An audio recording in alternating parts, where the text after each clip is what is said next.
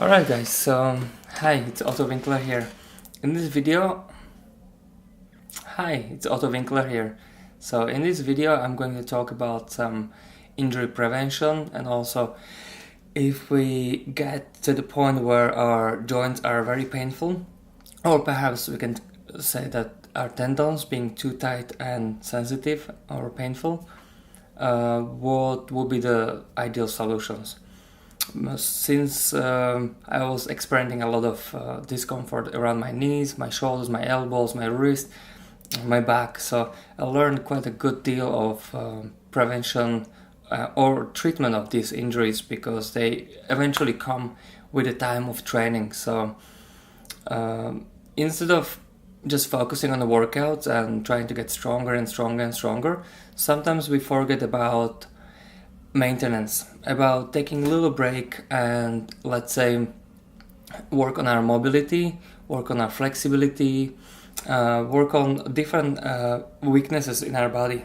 So this is what I found also with other people being the same factor. And then the moment that I start to study and read books, it starts to be just confirmed, and whatever I found out that really, which came with time of observing my own body and trying to solve my own issues, I realized and get confirmed from outer sources that yeah, this is how it works. And also working with the masseurs and physios and other trainers, starting to put things together, and seems to be working. So what is the number one solution to this problem? So let's say that you have sore knees and you think, yes, maybe it's arthritis. But arthritis is autoimmune disorder, which could be caused by stress, inflammation from the diet, different factors as well. Well, it's not so simple to say, it's this or it's that. Maybe usually it's a combination of many different things.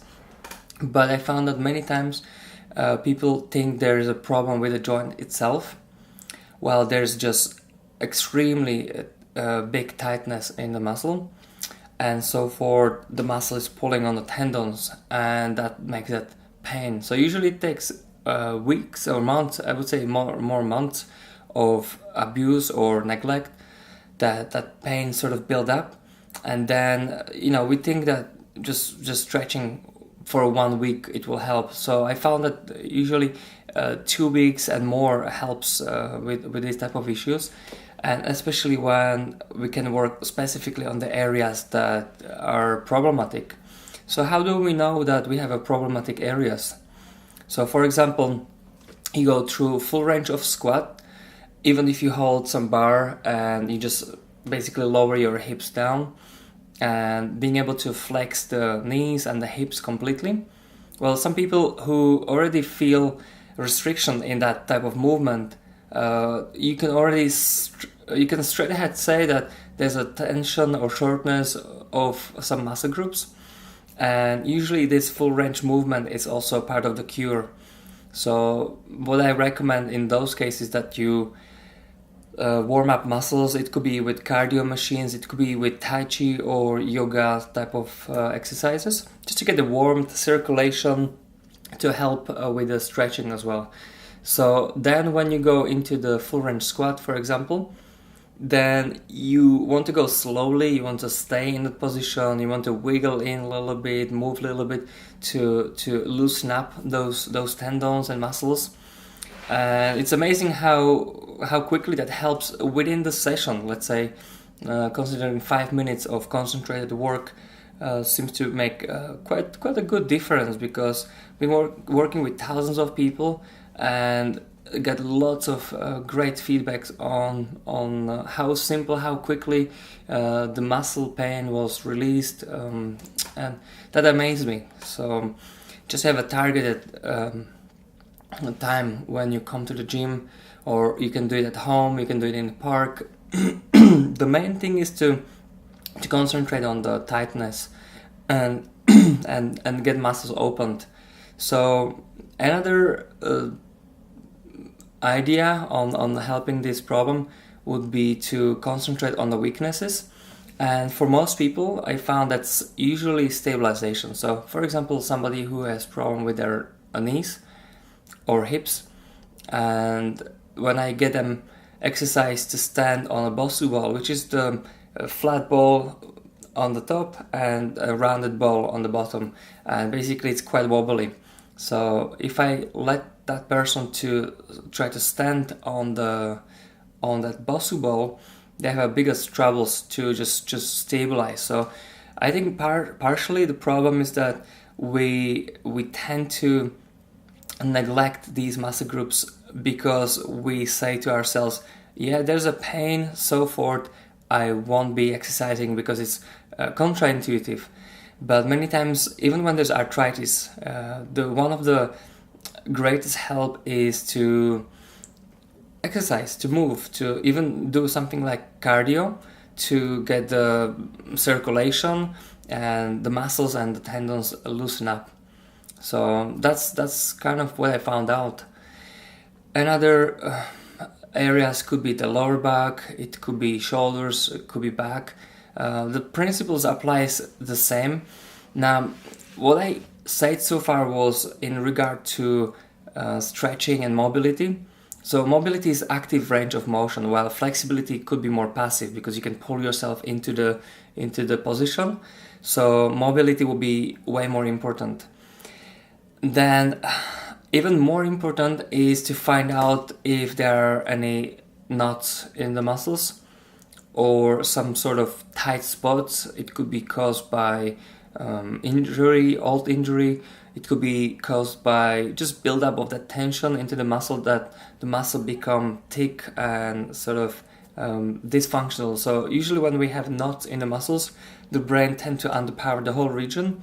So eventually it will hit some tendons, or it might hit the joints that we will feel pain afterwards. So usually it's a reflection of a couple of months or even years of imbalance. So if we do techniques such as foam rolling or physio ball, which is just a small ball, very, very much hard ball that can really go into the muscle deeply and release the tension. We can use sport massage as well for that, and that's more costly. For some people, that's option that is not available because they cannot afford it. They can still find many techniques to be quite useful, and that's also what I was experimenting with, was more foam roller and physio ball. So if you roll your muscles, or if you align your body around the foam roller so you can put some pressure on it, then you just observe the muscle, and as you observe the muscle, you can straight ahead see and feel if there's a pain, because usually if you compare the left leg to the right leg or left shoulder to the right shoulder, then you have to ask yourself if there's a difference, then it's a great indicator to tell you that work on that painful spot. And we know that any sensitive areas will be those that have tension in the muscles. So actually the pain tells you that, yeah, there's a problem, so you know where it is, and then just observe that area, work on it for a couple of weeks and see if that will influence the joint and the tendon. So if you combine it together with mobility exercises, you should start to see gradual improvement. What I don't recommend is to do some intense high repetition classes, for example, such as spinning or cycling a lot. The first stage will be, if it's really, really painful, first stage would be to unload from that work hours, from that intensity, from the density of and volume of the training. So the problematic area can recover. So we, instead of doing that high intensity stuff, high repetition stuff, heavy stuff, we start to do this mobility exercises, stabilization, flexibility training, and that should gradually help.